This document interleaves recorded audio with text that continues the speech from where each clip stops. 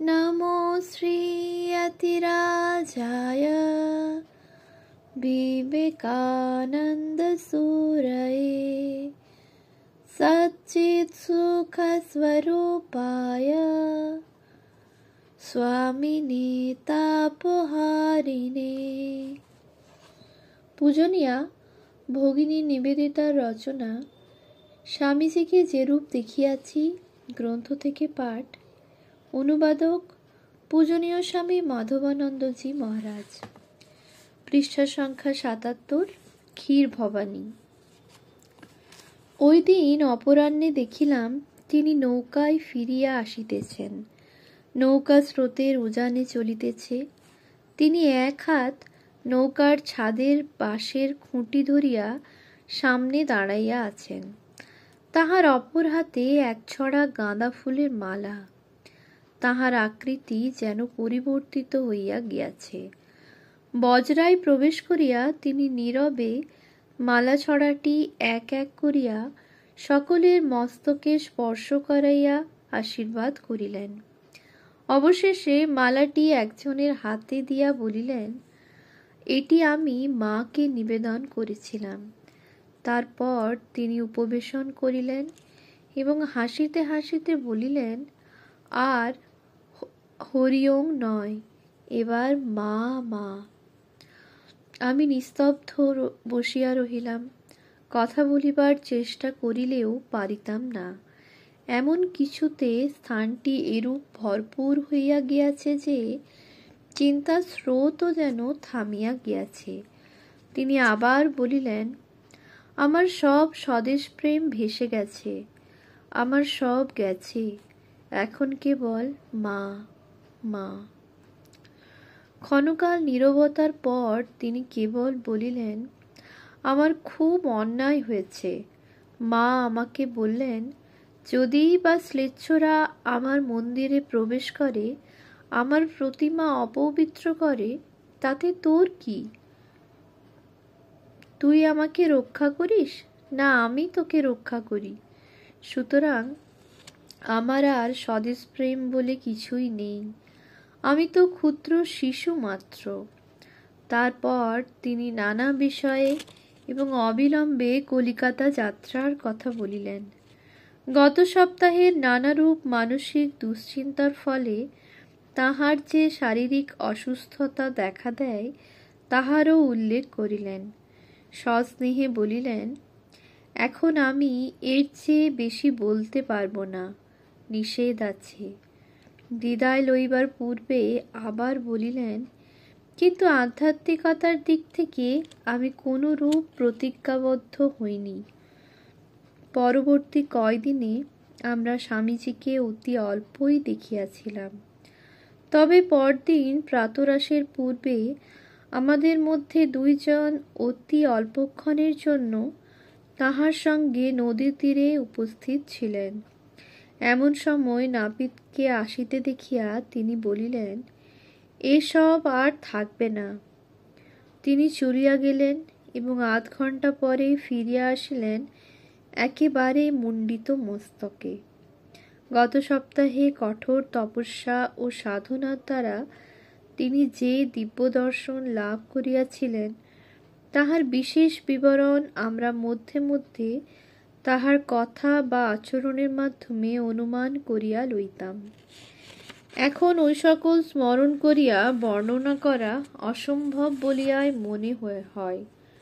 তাহার উপবাস, কুণ্ডে প্রত্যহ পায়স ও বাদাম ভোগ নিবেদন এবং প্রতিদিন প্রাতে এক ব্রাহ্মণ পণ্ডিতের শিশুকন্যাকে কুমারী উমারূপে পূজা করা, এ সকল আমরা কল্পনা নেত্রে দেখিতে পাইতাম। আবার এই সকল অনুষ্ঠান এরূপ পূর্ণ অহংশূন্যতায় সম্পন্ন হইয়াছিল যে উহার ফলে তাহার বিশেষ শারীরিক অনিষ্ট হইলেও সেজন্য কখনো তাহার মনে বিন্দুমাত্র প্রতিক্রিয়া দেখা যায় নাই। একদিন এক ব্যক্তি একটি প্রশ্ন জিজ্ঞাসা করিতে আসেন। স্বামীজি সন্ন্যাসীর পরিচ্ছেদে ও মুণ্ডিত মস্তকে ঠিক সেই সময় আসিয়া পড়েন। ন্যায়ের সমর্থন করিতে গিয়া মৃত্যু শ্রেয় অথবা গীতার উপদেশ গ্রহণ করা উচিত, যাহাতে কোনো কিছুর প্রতিকার না করিতে হয়, তাহার নিকট এই সমস্যাটি উপস্থাপিত করা হয়। এখানে ইহা বলা অপ্রাসঙ্গিক হইবে না যে আমার নিজের কথা বলিতে গেলে আমি কোনো ক্রমে বুঝিতে পারি নাই কি রূপে এই ব্যক্তি গীতা হইতে এই বিশেষ উপদেশটি সংগ্রহ করেন। বহুক্ষণ নিস্তব্ধ থাকিয়া স্বামীজি ধীরে ধীরে বলিলেন, আমি কোনো প্রতিকারের পক্ষপাতী নই। তারপর আবার বলিলেন, এটি সন্ন্যাসীর জন্য, গৃহীর পক্ষে আত্মরক্ষায় বিহিত। স্বামীজির অন্তর্মুখ ভাব ক্রমশ গভীর ও গাঢ় হইতে লাগিল। এই সময়টিকে তাহার জীবনের সংকট মুহূর্ত বলিয়া তিনি একবার উল্লেখ করেন, আবার জগন্মাতার ক্রোড়স্থিত শিশু বলিয়া নিজেকে তিনি অভিহিত করেন। মা তাহাকে আদর করিতেছেন। আর আমাদেরও সতই মনে হইল, হয়তো জগন্মাতার এই আদর মানবের স্নায়ু ও মনে দুঃসহ যন্ত্রণারূপে প্রকাশ পায়, তথাপি তাহারই স্নেহপ্রসূত বলিয়া পরমানন্দে স্বীকৃতি লাভ করে। তিনি কি বলেন নাই, তীব্র যন্ত্রণার মধ্যেও পরম আনন্দ থাকতে পারে। সকল ব্যবস্থা হইয়া যাইবা মাত্র আমরা বারামুল্লা যাত্রা করিয়া 11ই অক্টোবর মঙ্গলবার সন্ধ্যায় পৌঁছিলাম এবং পূর্বেই স্থির হয় যে তিনি পরদিন অপরাহ্নে লাহোর যাত্রা করিবেন। আমরা আরও কিছুদিন বারামুল্লায় অবস্থান করিব। নদীপথে আসিবার সময় আমরা তাহাকে অতি অল্পই দেখিতে পাইয়াছিলাম। তিনি প্রায় সর্বদাই মৌনাবলম্বী থাকিতেন এবং একাকী নদী তীরে দীর্ঘকাল ধরিয়া ভ্রমণ করিতেন। কদাচিৎ আমাদের বজরায় তাহার পদার্পণ ঘটিত। ভারত প্রত্যাবর্তনের পর দীর্ঘকালব্যাপী পরিশ্রমে তাহার স্বাস্থ্য একেবারে ভাঙিয়া যায়। আবার সাম্প্রতিক মহান উপলব্ধির ফলে তাহার শারীরিক অবনতি তাহাকে এত দূর অবসন্ন করিয়া তোলে যে তিনি নিজে উহা তেমন বুঝিতে পারেন নাই। নির্দিষ্ট মাত্রা অতিক্রম করিলে যন্ত্রণার যেমন আর উপলব্ধি হয় না, তেমন শরীরও অনির্দিষ্ট কাল ধরিয়া মাত্রাতিরিক্ত আধ্যাত্মিক ভাবাবেগ ধারণে অসমর্থ হয়। বোধ হয় এই সকল কারণে আমাদের মনে হইতেছিল, কে জানে কতদিনের জন্য আমরা তাহার নিকট বিদায় লইতেছি। আর সম্ভবত এই চিন্তা করিয়াই তিনি বুধবার প্রাতে জলযোগ শেষ হইয়া যাইবার পর আমাদের নিকট আগমন করেন এবং কথাবার্তা বলিবার জন্য থাকিয়া যান। সেদিন সকালে ঘণ্টার পর ঘণ্টা কথাবার্তায় কাটিয়া গেল। এখানে তাহার বিশদ বিবরণ দেওয়া অপেক্ষা আমাদের মনে উহা কিরূপ প্রভাব সৃষ্টি করিয়াছিল তাহার একটা সাধারণ আভাস দেওয়া সহজ। কথা শুনিতে শুনিতে আমরা যেন এক অন্তরতম পবিত্র রাজ্যে প্রবেশ করিলাম। মধ্যে মধ্যে তিনি কোনো ভক্তিমূলক সঙ্গীতের একাংশ গাহিয়া তাহার অনুবাদ করিতেছিলেন। গানগুলি সবই জগন্মাতার উদ্দেশ্যে। শ্যামা মা উড়াচ্ছ ঘুড়ি ভব সংসার ও বাজার মাঝে, ঘুড়ি লক্ষ্যের দুটো একটা কাটে, হেসে দাও মা হাত চাপড়ি। এই গানটি তিনি বহুক্ষণ ধরিয়া বারবার গাহিলেন। গানের সঙ্গে সঙ্গে সেই ভক্তজন চিত্তহারিণী শ্যামা মায়ের মূর্তি আমাদের মনে উজ্জ্বল হইয়া উঠিতে লাগিল। নিজের কবিতা হইতে তিনি আবৃত্তি করিলেন, দুঃখ রাশি জগতে ছড়ায়, নাচে তারা উন্মাদ তাণ্ডবে, মৃত্যুরূপা মা আমার আয়। করালি করাল তোর নাম, মৃত্যু তোর নিঃশ্বাসে প্রশ্বাসে, তোর ভীম ও চরণ নিক্ষেপ, প্রতি পদে ব্রহ্মাণ্ড বিনাশে। মাঝখানে তিনি থামিয়া বলিলেন, দেখেছি সব বর্ণে বর্ণে সত্য। সাহসে যে দুঃখ দৈন্য চায়, মৃত্যুরে যে বাঁধে বাহু পাশে, কাল নৃত্য করে উপভোগ, মাতৃরূপা তারই কাছে আসে। মা সত্য সত্যই তার কাছে আসেন। আমি নিজ জীবনে এটি প্রত্যক্ষ করেছি, কারণ আমি মৃত্যুকে সাক্ষাৎভাবে আলিঙ্গন করেছি। ভবিষ্যৎ সম্বন্ধে তিনি কথা বলিলেন, গঙ্গা তীরে মৌনী কৌপিন মাত্রধারী পরিব্রাজক জীবন যাপন ছাড়া আর কোনো কামনা নেই, আর কিছুরই আমার প্রয়োজন নেই। স্বামীজি চিরদিনের মতো মরে গেছে। আমি কে যে জগৎকে শিক্ষা দেবার দায়িত্ব আমার বলে মনে করছি? এ কেবল বৃথা আস্ফালন ও অহংকার। জগন্মাতার আমাকে কোনো প্রয়োজন নেই, আমারই জগন্মাতাকে প্রয়োজন। এই অবস্থা যিনি উপলব্ধি করেছেন, তার কাছে নিষ্কাম কর্ম মায়া ব্যতীত আর কিছু নয়। প্রেমই একমাত্র পথ। লোকে যদি আমাদের প্রতি অন্যায় করে থাকে, তাহলেও আমাদের তাদের ভালোবেসে যেতে হবে। অবশেষে তারা এই ভালোবাসায় বশ না হয়ে থাকতে পারবে না, এই আর কি।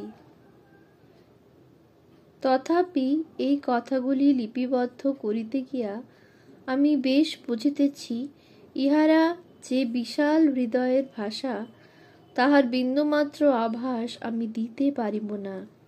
জগতের যে কোনো ব্যক্তির সামান্য আঘাতও যেন আমাদের গুরুদেবের হৃদয়কে স্পর্শ না করিয়া যাইত না। কোনো যন্ত্রণাই, এমনকি মৃত্যু যন্ত্রণাও যেন তাহার নিকট হইতে প্রেম ও আশীর্বাদ ব্যতীত আর কিছু বাহির করিতে পারিত না। তিনি আমাদের বশিষ্ঠ ও বিশ্বামিত্রের কাহিনী বলিলেন। বশিষ্ঠের শতপুত্র বিশ্বামিত্র কর্তৃক নিহত। পুত্রশোক ভারাক্রান্ত ঋষিকে কিরূপ জীবনযাপন করিতে হইয়াছিল তাহাও বলিলেন। অতঃপর স্বামীজি চন্দ্রালোকে বৃক্ষরাজির মধ্যে অবস্থিত কুটিরের বর্ণনা করিলেন। কুটিরের মধ্যে বশিষ্ঠ এবং তাহার স্ত্রী অরুন্ধতী। ঋষি তাহার প্রধান প্রতিদ্বন্দ্বী রচিত অমূল্য গ্রন্থপাঠে নিবিষ্ট চিত্ত। এমন সময় অরুন্ধতী নিকটে আসিয়া মুহূর্তের জন্য নত হইয়া দেখিলেন তিনি কি করিতেছেন। তারপর বলিয়া উঠিলেন, দেব, আজ চন্দ্রের কি উজ্জ্বল শোভা। ঋষি না তাকাইয়া বলিলেন, প্রিয়ে, বিশ্বামিত্রের প্রতিভা তার চেয়ে 10,000 গুণ উজ্জ্বল। সব ভুলিয়া গিয়াছেন, শতপুত্রের নিধন, নিজের অপমান, ক্লেশ, সমস্ত বিস্মৃত হইয়া তিনি তাহার শত্রুর প্রতিভার প্রশংসায় তন্ময়। আমাদের প্রেমও ঐরূপ হওয়া চাই। বিশ্বামিত্রের প্রতি বশিষ্ঠের যেরূপ ছিল, তাতে ব্যক্তিগত ভালো মন্দের স্মৃতি লেশ মাত্র থাকবে না। স্বামীজি বলিলেন। এই সময়ে একজন কৃষক কতকগুলি পল্লব সমেত নাশপাতি ফুল আনিয়া আমরা যে টেবিলে বসিয়াছিলাম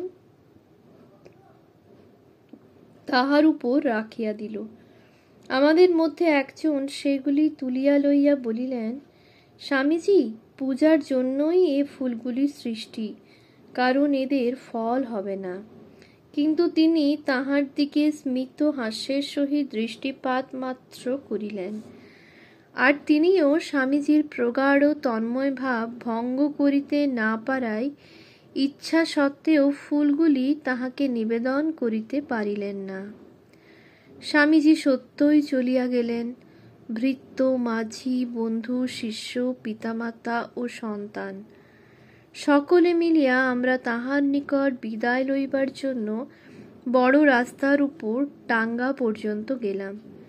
স্বামীজির প্রতি যাহার অনুরাগ আমরা বহুদিন লক্ষ্য করিয়াছি, তাহার সর্দার মাঝির সেই 4 বৎসরের ছোট শক্ত সমর্থ কালো মেয়েটি যাত্রাপথে ব্যবহার করিবার জন্য এক বারকোশ ফল মাথায় করিয়া দৃঢ় চিত্তে ছোট ছোট পা ফেলিয়া স্বামীজির পাশে পাশে চলিল এবং হাসি মুখে তাহাকে বিদায় দিয়া দাঁড়াইয়া তাহার গাড়ি চলিয়া যাওয়া দেখিতে লাগিল। এই ক্ষুদ্র শিশু অপেক্ষা আমরা কম অভিভূত না হইলেও চিন্তা ও অনুভূতি বাড়িলে যে জটিলতা সৃষ্টি হয়, তাহার ফলে তাহার ও আমাদের মধ্যে নিঃস্বার্থতায় অত্যন্ত ব্যবধান ছিল। পুনরায় কখন তাহার দর্শন লাভ করিব তাহা কেহই জানিতাম না, কিন্তু একথা বুঝিতে পারিয়াছিলাম, সেদিন তাহার সঙ্গে আমরা যে কয়েক ঘণ্টা কাটাইয়াছি তাহার উজ্জ্বল আলোকছটায় আমাদের সমগ্র ভবিষ্যৎ অতিবাহিত হইবে। ওম শান্তি শান্তি শান্তি। হরি ওম তৎসৎ। শ্রীরামকৃষ্ণার্পণমস্তু।